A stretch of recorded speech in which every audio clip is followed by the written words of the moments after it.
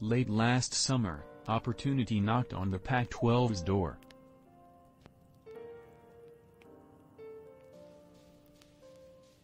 Texas and Oklahoma were off to the Southeastern Conference, leaving the leftover Big 12 schools in the dust with no other choice but to gaze westward for what appeared to be an increasingly safe Power 5 conference home.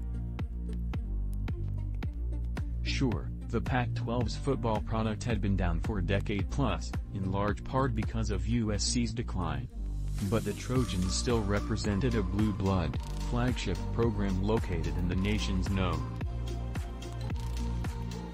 To media market, as it was for Texas and Oklahoma in the Big 12, USC's rooted presence equated to stability.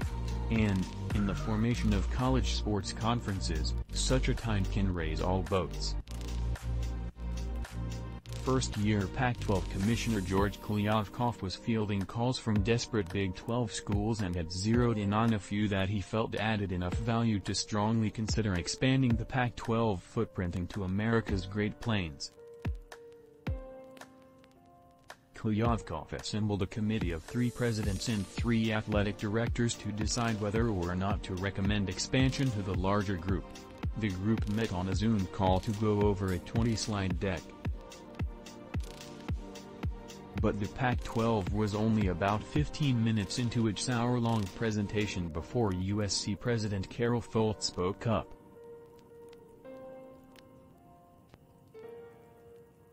Folt told the group that she did not understand why the Pac-12 would expand and expressed surprise they were even talking about it, according to multiple sources who were familiar with the call but not authorized to speak publicly because of the sensitivity of the subject. Carol shut it down. 1. In late August, the Pac-12 announced it would not expand.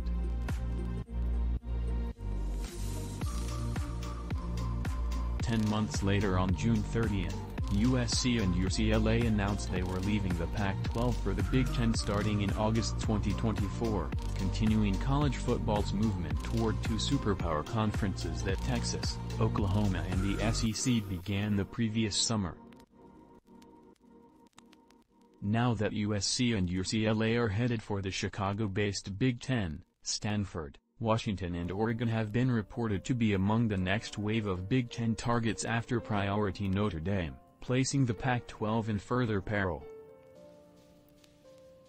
Meanwhile, the Big 12, which banded together as the remaining 8 schools added 4 new members, appears poised to poach any Pac-12 schools with a wandering eye.